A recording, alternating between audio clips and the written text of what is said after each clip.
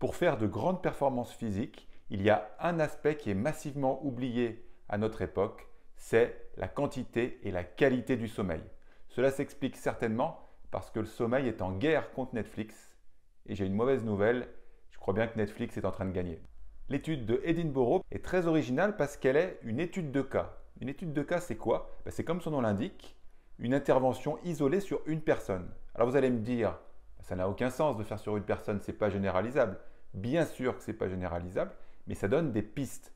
En fait, dans cette étude, ils se sont penchés sur un joueur de 18 ans professionnel de football qui avait d'énormes problèmes de sommeil. Et l'équipe du club professionnel en question, un club anglais je crois bien, eh bien se sont posés tous ensemble autour de la table pour essayer d'aider ce sportif. Et dans la lecture de cet article, je suis tombé sur le test de Mastin. Le test de Mastin, c'est un test des mauvaises habitudes de sommeil en fait. Et c'est ce test-là, les 13 paramètres que Mastin a mis en avant comme étant des paramètres pouvant déclencher un mauvais sommeil, que je veux vous donner aujourd'hui. Attention, ce test-là n'est pas exhaustif, c'est-à-dire que, en clair, comment vous comportez vis-à-vis de ce que je vous raconte, je vais vous donner les 13 paramètres. Si vous avez un sommeil de merde, eh bien, regardez si vous n'avez pas un ou plusieurs de ces paramètres qui pourraient être améliorés. Mais rappelez-vous, c'est ni exhaustif, ni purement de cause à effet. Ce n'est pas parce que vous traitez un paramètre que ça va forcément aller mieux. Mais par contre, une chose est sûre, si vous traitez rien du tout, rien n'ira jamais mieux. Premier paramètre, est-ce que tu dors dans une chambre inconfortable? Alors ça paraît être un paramètre un peu bébête, mais force est de constater que l'endroit où tu dors quand même influence la qualité de ton sommeil. Est-ce que tu dors dans une ambiance trop chaude ou trop froide? Ou alors est-ce qu'il y a plein de petites lumières ou même une ou deux lumières qui plus ou moins consciemment t'empêchent de dormir? Est-ce que la pièce est trop étouffante, trop petite? Bref, première interrogation à se poser, est-ce que l'endroit où je dors est réellement confortable? Seconde mauvaise habitude, est-ce que tu te couches à des heures très différentes d'un jour sur l'autre? En clair, est-ce qu'il y a un jour où tu te couches à 10 heures parce que tu es rétamé de ta journée et puis l'autre jour tu te couches à minuit parce que tu veux absolument finir la saison 3 de Lupin sur Netflix? Ça, c'est pas du boulot. Je sais, ça fait conseil de grand-mère, se coucher toujours à la même heure, mais force est de constater que les grand-mères, elles ont raison. Troisième mauvaise habitude, qui est un petit peu le cousin germain de la précédente, est-ce que tu sors de ton lit à des heures très différentes d'un jour sur l'autre?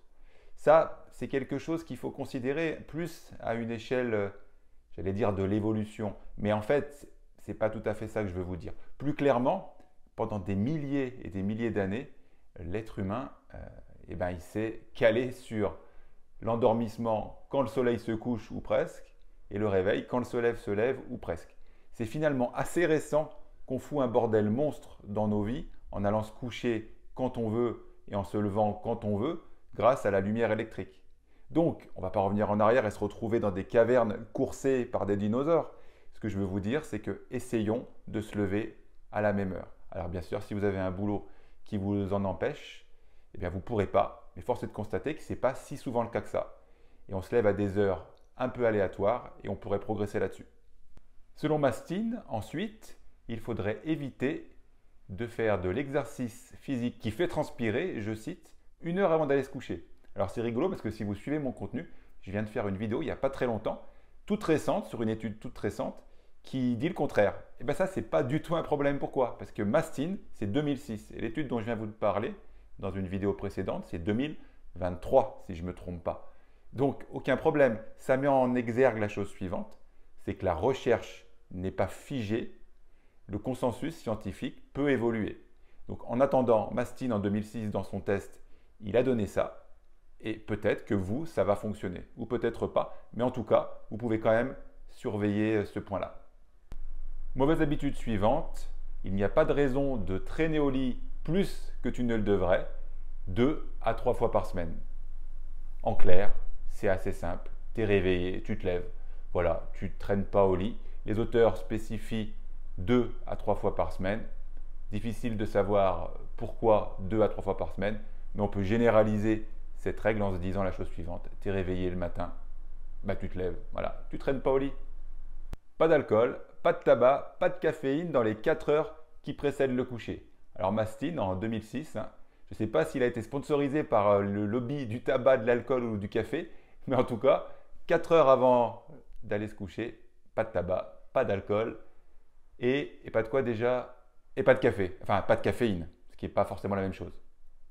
Mauvaise habitude suivante, ne fais rien qui te stimule avant d'aller te coucher. Alors là, Mastine parle des jeux vidéo, d'Internet et du ménage. Plus rigolo déjà le ménage comparé au reste. Il faut se rappeler qu'en 2006, les histoires de lumière bleue, c'était pas encore autant mis en avant que maintenant. Mais il avait déjà identifié que les jeux vidéo, Internet et le ménage, mais bon, le ménage, il n'y a pas de lumière bleue, et ben, ça pouvait effectivement t'exciter. En gros, c'est ça que ça veut dire. Donc, effectivement, on retrouve un conseil qui est hyper répandu à l'heure actuelle, mais ce n'est pas pour ça que les gens en prennent considération. Mauvaise habitude suivante, aller au lit en se sentant stressé, contrarié, nerveux ou en colère. Ça semble là encore être un lieu commun, mais quand vous regardez les séries ou les films, tu vois, les couples, ils s'engueulent comme du poisson pourri et puis ils vont se coucher chacun d'un côté. Bah là, ce que ça voudrait dire, c'est que si tu t'engueules fort avec ta femme ou ton mari, eh ben, va faire un tour, hein. Fais autre chose que d'aller te coucher tout de suite derrière. Mauvaise habitude suivante, utiliser son lit pour faire autre chose que dormir ou faire l'amour. C'est étonnant que l'auteur ait pas rajouté quand même lire, parce que c'est une activité quand même qui me semble être une activité massivement utilisée pour aider à l'endormissement. Mais force est de constater que l'auteur ne l'a pas inclus. Vous me direz dans les commentaires ce que vous en pensez. Mauvaise habitude suivante, dormir dans un lit inconfortable. Effectivement, si le lit est trop dur ou trop mou, les oreillers trop petits ou trop gros, là, on peut penser que ça va perturber le sommeil. Ça m'a toujours fait sourire ce conseil parce que j'ai toujours eu du mal à comprendre et à imaginer comment on pouvait le savoir. Parce qu'à moins d'essayer plusieurs nuits de suite, un lit mou, un lit dur, des gros oreillers, des petits oreillers, des polochons ou rien du tout, force est de constater que vous ne pouvez pas deviner. Les gens, ils s'allongent dans la boutique 10 secondes et ils se disent « Ah oui, ça c'est bien ça ». Mais est-ce que c'est si bien que ça? Bon, force est de constater que quand vous voyagez beaucoup, comme je l'ai fait quand je suivais les équipes nationales, tu te rends vite compte qu'il y a des lits trop mous et des lits trop durs. Mais c'est parce que tu voyages beaucoup et tu changes de literie très fréquemment. Quand tu ne bouges pas toutes les semaines, et bien là, il faut trouver une literie et des oreillers qui te conviennent. Mauvaise habitude suivante, faire des siestes de 2 heures ou plus pendant la journée risque de perturber le sommeil. Cela semble évident que des siestes si longues sont un problème. Dans des cas de figure où on s'entraîne en bicotidien pendant des longues périodes, j'ai vu des athlètes dormir énormément la journée et énormément la nuit, mais ce sont des exceptions dans l'écrasante majorité du temps. Les siestes si longues risquent de perturber le sommeil effectivement. Mauvaise habitude suivante, évitez de faire des tâches importantes avant d'aller vous coucher. Les auteurs parlent d'étudier ou de payer des factures.